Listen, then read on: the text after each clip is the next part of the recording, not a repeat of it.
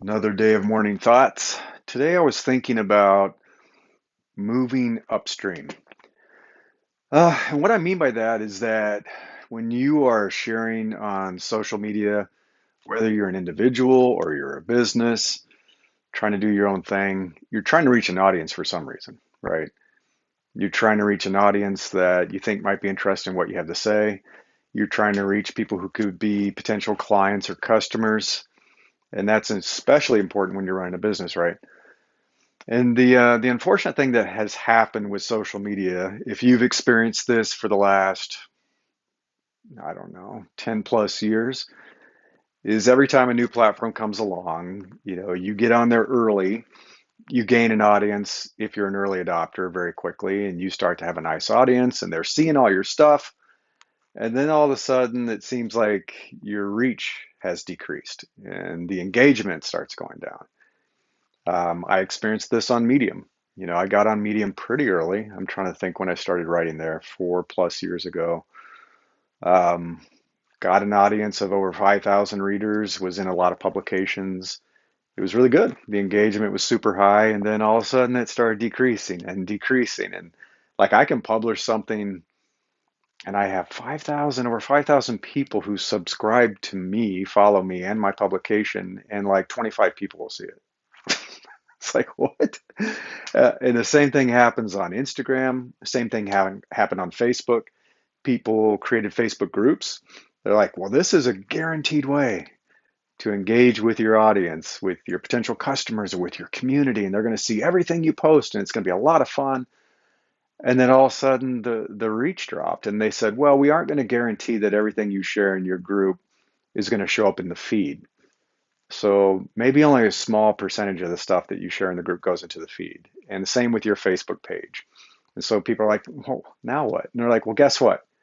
Guess how you can make sure more people see your stuff? Pay us, buy ads. So that's what happens with every platform is they entice you to come over. You share a lot of your content for free. They get to use you. Essentially, you generate all the content, all of you. The platform benefits, they had major advertisers, they're making millions, billions of dollars. And then as it gets larger and larger, they decide, well, not anymore. The game's over. If you want people to see your stuff, even people who follow you, pay us, buy ads, boost your post. And that's exactly what happens. And so the farther you are from your audience, your clients, your customers, and the more intermediate steps and services that are standing between you and them, the more you can get disintermediated. eBay found this out. It's like eBay was doing really well when I was there back in 2003, 2004, kind of that time frame. And then Google came along and people started doing lots and lots of product searches on Google. And they may or may not go to eBay. And so eBay's like, oh, we've been cut off. We're no longer at the top of the funnel. We're not upstream anymore. People are going to Google, then products, then maybe eBay, or now Amazon. And a lot of people are going to Amazon. And so Google or eBay had to completely change their strategy, do tons of SEO and marketing and ads, as you've seen, to get their people back, to get eyeballs back. And we always talked about it. It's like you got to move farther and farther upstream. Um, Same thing's true with social media. Same thing's true with anything you use, any service. The closer you can get to the person, the better.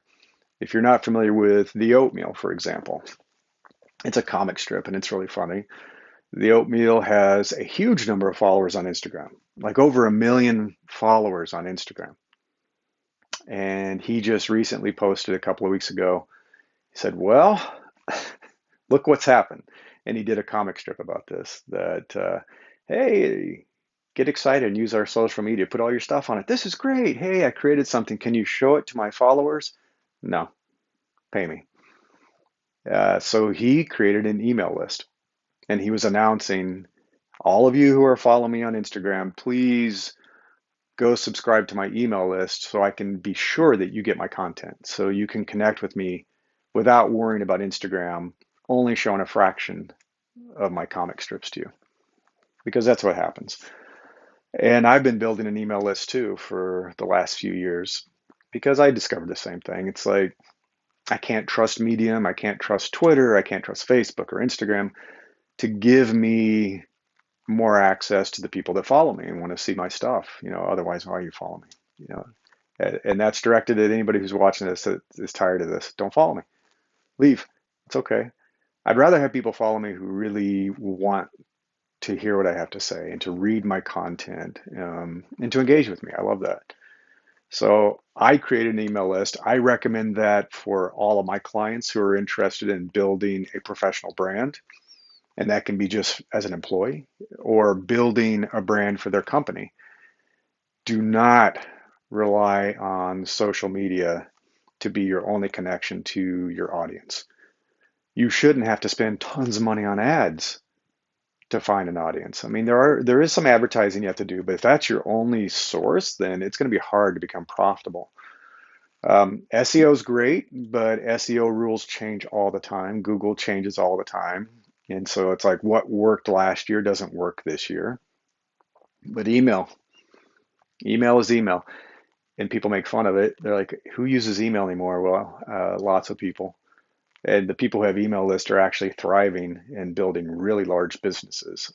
A guy was sharing, what was it, 2 days ago, his formula for how he built his email list and created a newsletter and figured out how to monetize it and do things like that. And he got it up to 400,000 in revenue, annual revenue for his mailing list, which is insane. Um, it works. It works. So that's my thought for the day.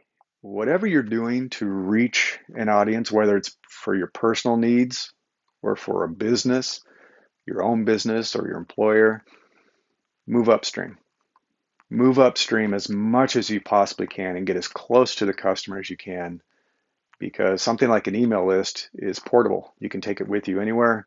You send an email, it goes into their inbox. It's not going to be something that like Instagram or Facebook or somebody says, I don't think I'm going to show your stuff today, unless you pay me. So good luck with that strategy. Let me know how it works for you. I'd love to hear. You can go to newsletter.invinciblecareer.com. I'm starting to put these morning thoughts into kind of quick threads over there, and you can leave a comment. So newsletter.invinciblecareer.com. If you want to subscribe, I send out a weekly email that's free every Wednesday.